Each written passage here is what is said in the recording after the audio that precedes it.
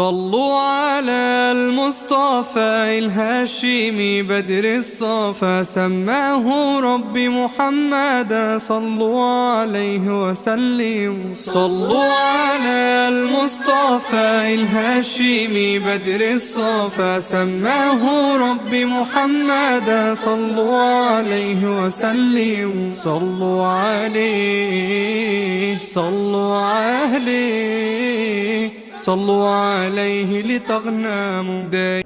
Alhamdulillah wassalatu wassalamu ala rasulillah Sayyidina Muhammad ibn Abdillah wa ala alihi wa sahbihi wa mawalah wa bisanatil mutasil ilal imam Abu Hamid Muhammad bin Muhammad al-Ghazali rahimahullahu ta'ala wa nafa'ana bihi wa bi'ulumihi fid daraini amin ya rabbal alamin.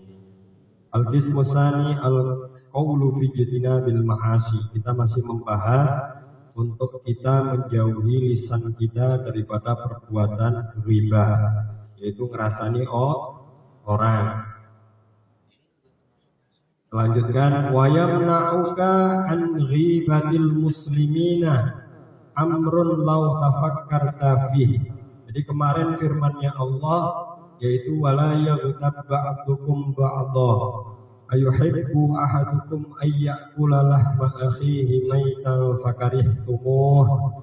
Jadi kalau kita mau memikirkan ayat tersebut adalah memerintahkan kepada kita untuk kita menjauhi daripada perbuatan ghibah, lebih-lebih ghibah kepada sesama orang Islam.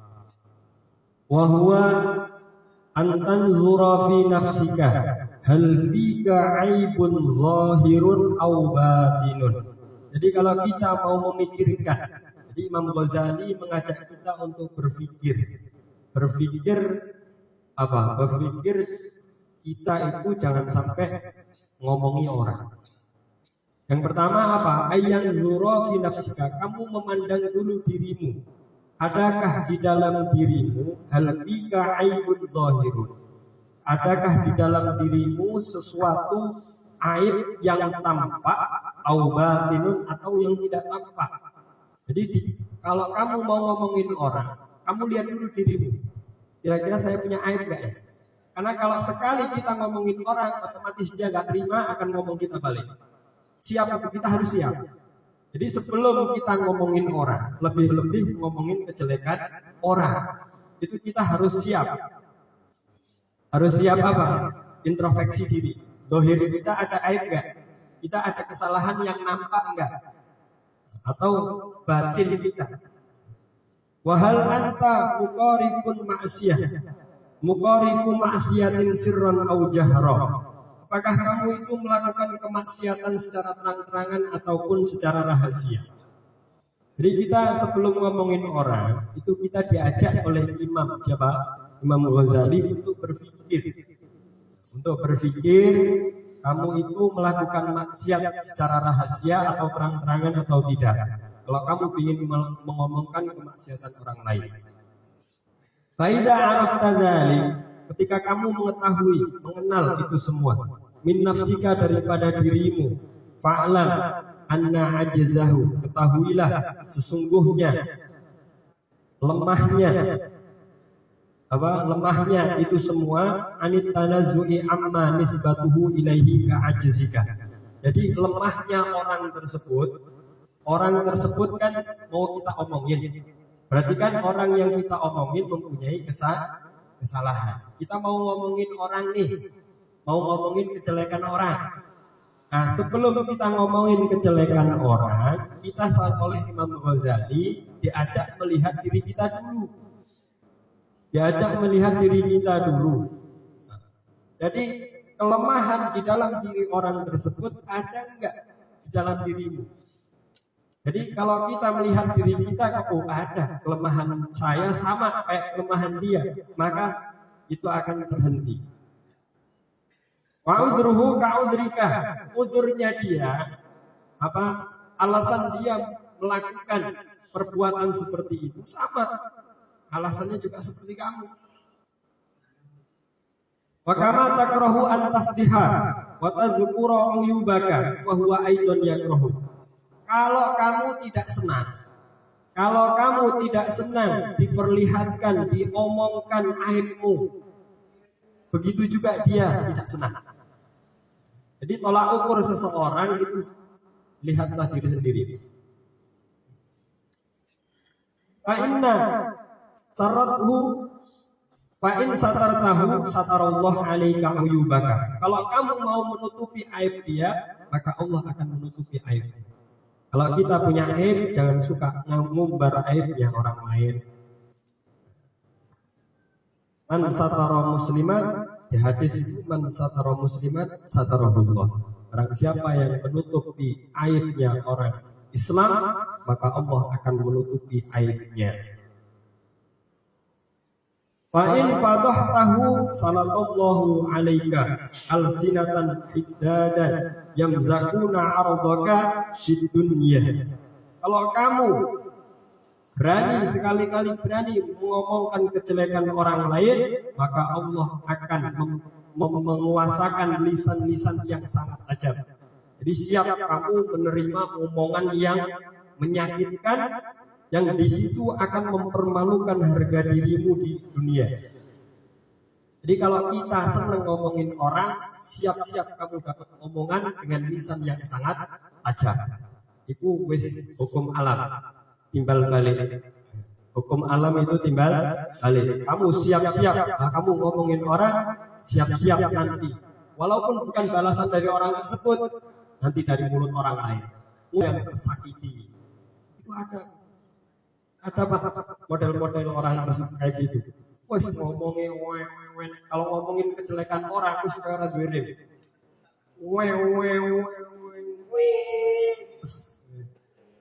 Enggak ada rem.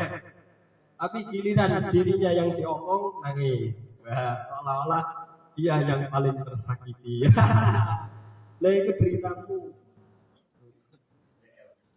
Siap-siap. Fa in fadahtahu sallallahu alaika alsinatan hidadan yamzakuna ardaka fid dunya. Kamu akan siap-siap, Allah akan mempersiapkan lisan-lisan yang tajam, yang di situ akan memalukan harga dirimu di dunia. Tsumma yafdahukallah fil akhirah ala ru'usil khalaiqi yaumal qiyamah. Enggak hanya di dunia saja, nanti Allah akan mempermalukanmu di akhirat, di depan-depan makhluk-makhluk besok di yaumil qiyamah. Na'udzubillahi min dzalik. Nah, ini penting Pak, kita penting sebelum kita untuk koreksi lah, sebelum kita menyalahkan orang lain, kita mempermalukan orang lain, ada aib di diri orang lain, kita koreksi dulu diri kita. Kita koreksi dulu diri kita. Kalau di diri orang lain itu ada aib, kita tutupi aib dia. Nah, mengharapkan apa? Nanti aib kita ditutupi oleh Allah. Wa in nazarta ila zahirika wa batinika. Kalau kamu melihat zahir dan batinmu, falam tatla fihima ala aibin. Kamu tidak melihat di dalam dirimu. Jadi kalau kita melihat zahir kita, batin kita, hati kita, itu kita lihat kok tidak ada aib sama sekali. Wa naqsin, enggak ada kekurangan sama sekali.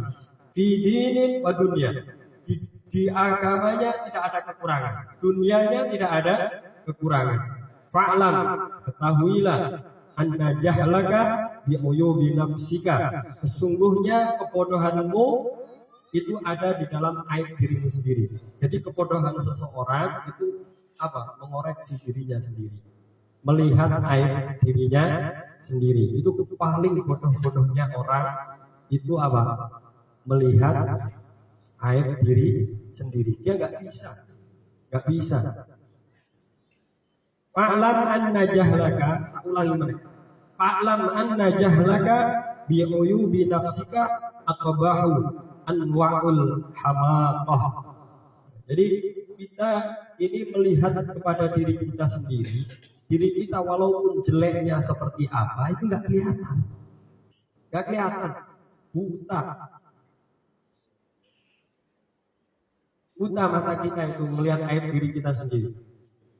Di sini Imam Nawawi Al-Bantani menjelaskan, faman aroda, barang siapa yang menginginkan ayya'rifa uyuba nafsihi, untuk dia bisa melihat aib dirinya sendiri, falahu arba'atu turuqin, maka dia punya 4 metode, 4 jalan.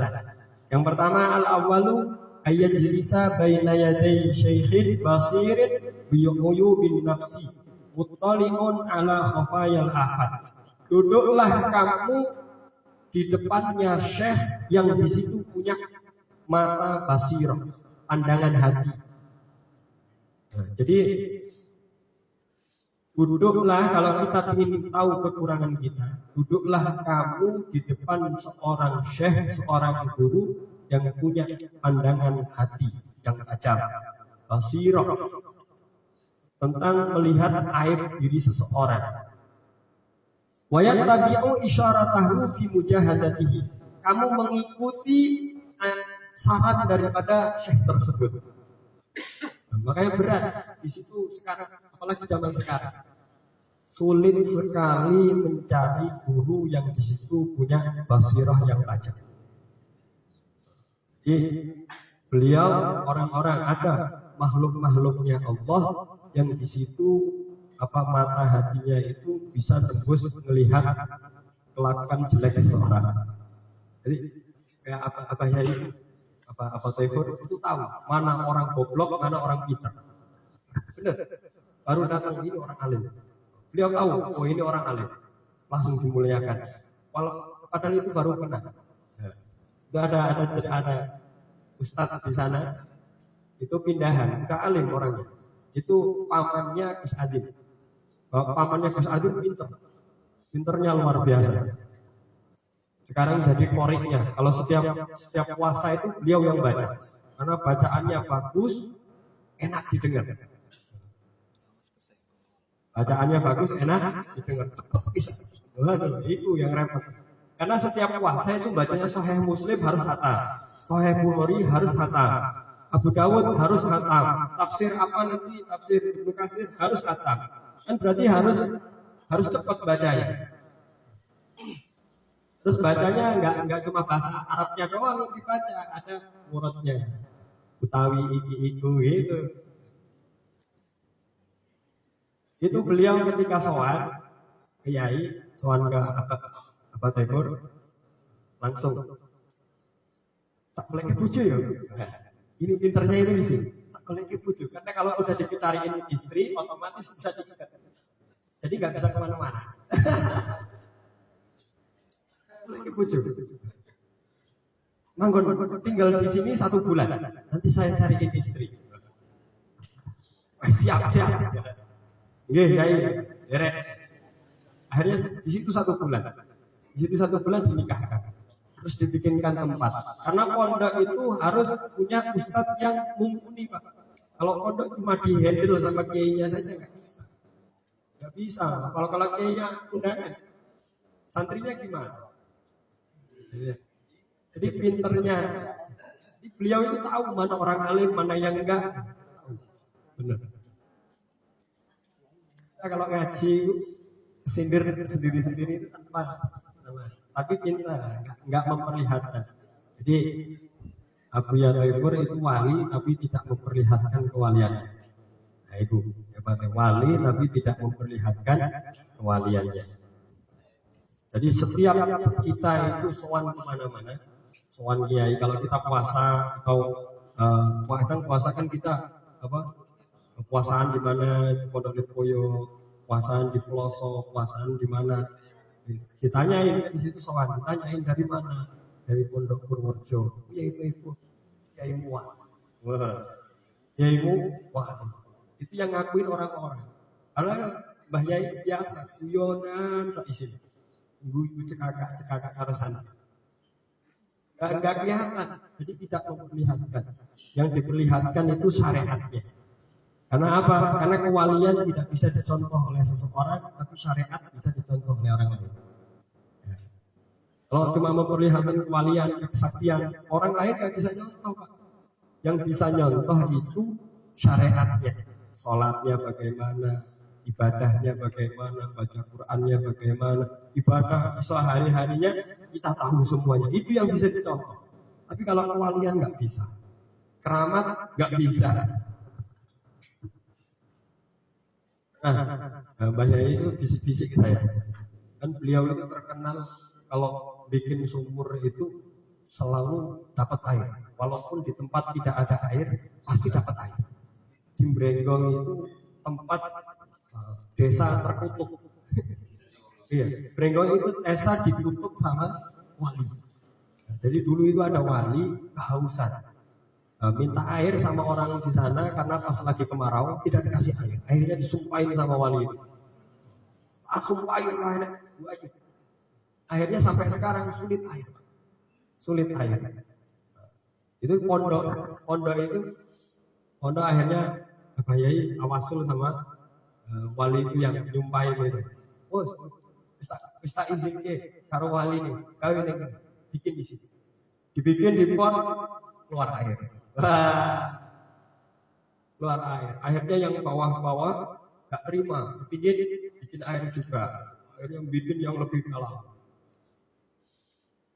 Dia ngomong gimana? Saya nyari air itu nggak repot-repot. Yang penting masih di tanah saya.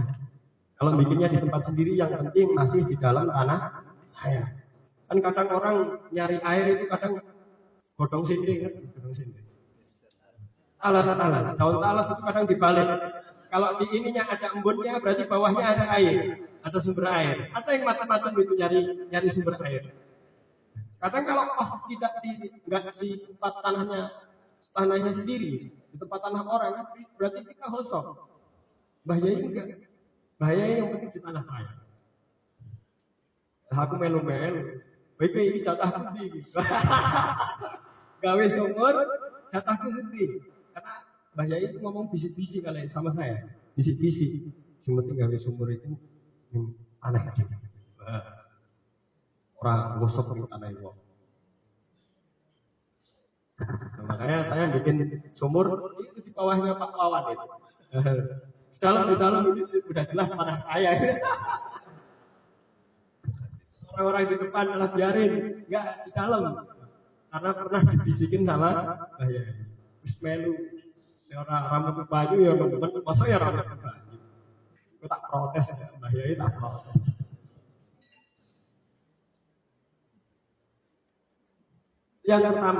Yang pertama kita senang sowan kiai. Sowan kiai yang benar-benar bisa melihat aib diri seseorang. Kalau kita tidak bisa melihat aib diri kita. Yang kedua, ayatuluba sodukon basiran mutadinan fayansibuhu raqiban ala nafsi. Kamu mencari teman yang jujur.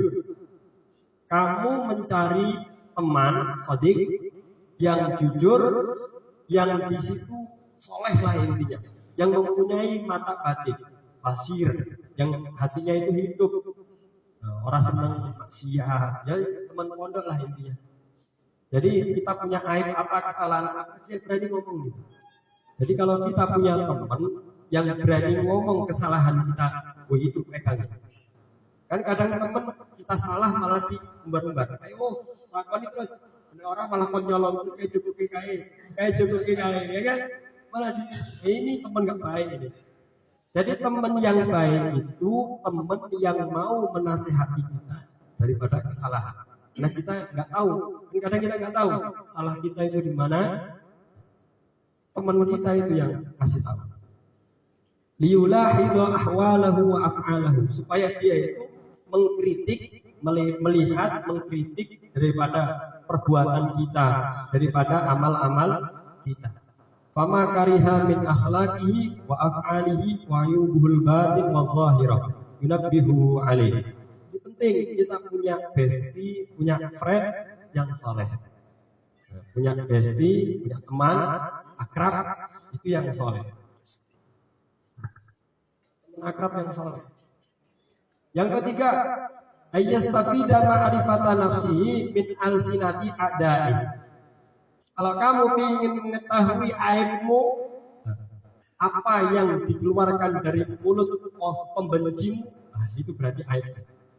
Jadi kalau kita punya musuh, dia ngomong apa, itu berarti kekurangan saya. Kita harus terima kasih kalau punya musuh itu. Ya ora disenengi wong kudune matur suwun, nek ngomong apa ini. Itu berarti kekurangan saya di sini. Karena apa? Fa inna 'ainas sukhti tabdil masawiyah. Fa inna 'ainal sukhti tubdil masawiyah.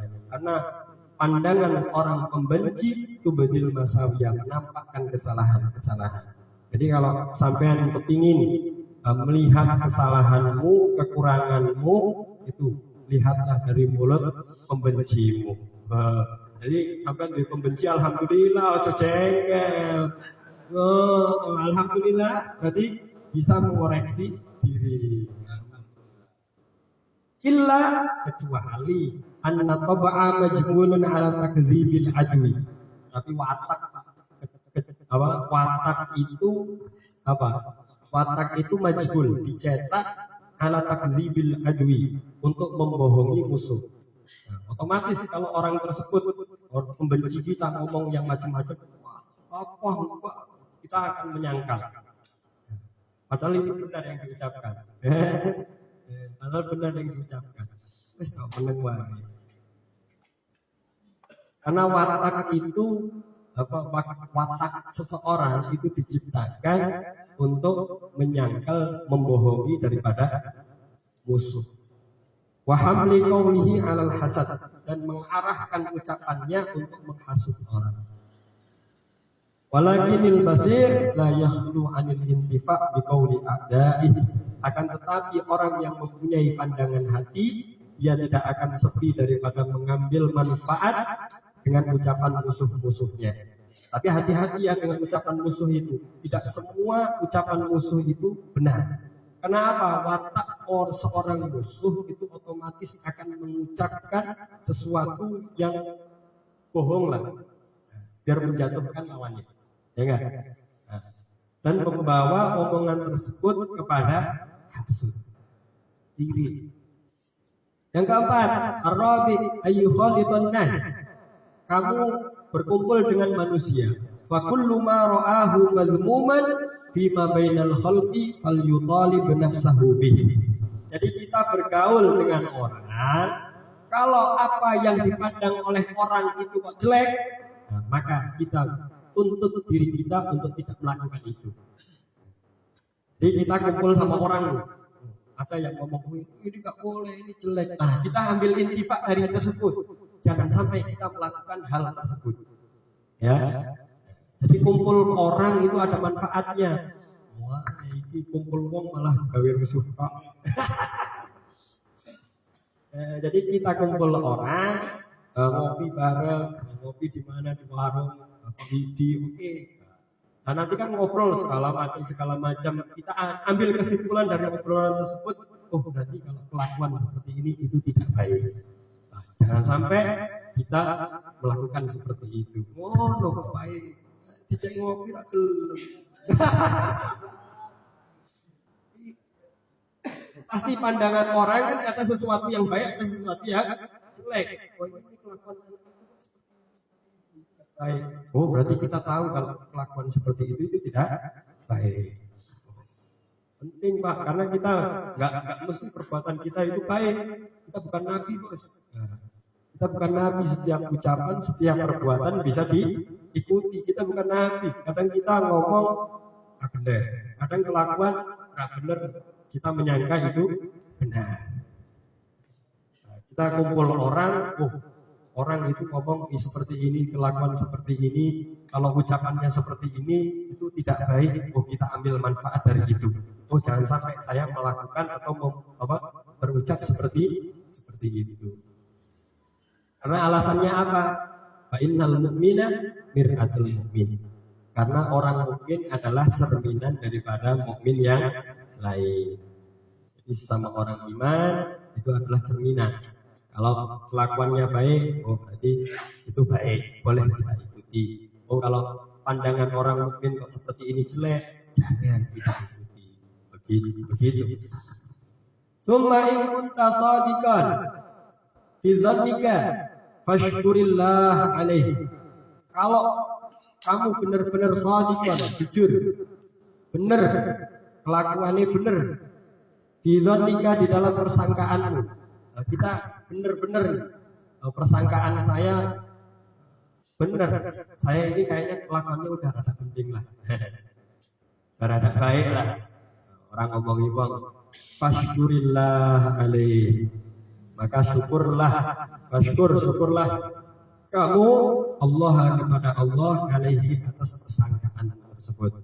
Jadi kalau kita introspeksi diri, alhamdulillah kelakuanku sudah rada baik, alhamdulillah omonganku sudah rada bisa ngerem, biasanya nyakitin orang terus, alhamdulillah, syukuri, fashkurillah alaih, wala tufsiduhu bisalabin nas, atadum watamat mudi bi'a'radihim fa inna dzalika min a'zamil uyub. Jangan sampai kamu merusak persangkaanmu itu, merusak dirimu sendiri itu, dunia dan akhiratnya, bisalabin nas. Dengan apa? Dengan cercaan hinaan-hinaan daripada orang lain. Bisalabin nas ay bilaumihim, dengan cacian orang-orang, wa ta'yibihim, dan aib. Sampean seneng ngomongin, nyakitin orang, ngumbar-ngumbar aib orang. Watamat mudi ay at-tasawwud bi'a'radihim.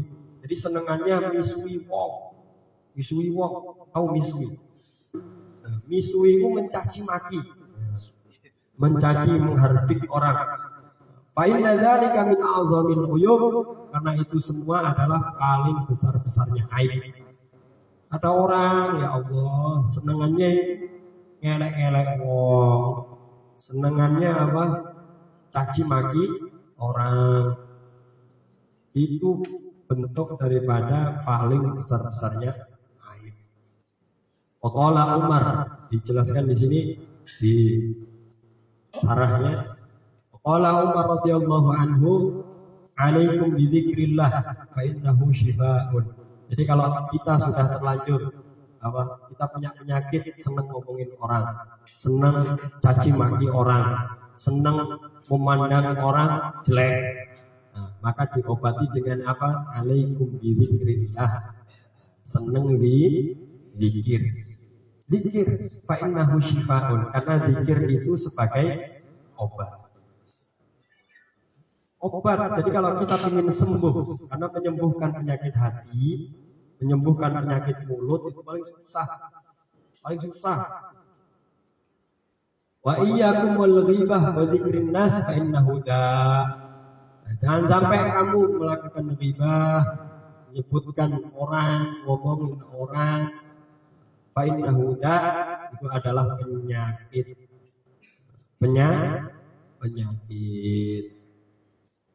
Ar-rabi'u al-mira'u wallahu a'lam bissawab.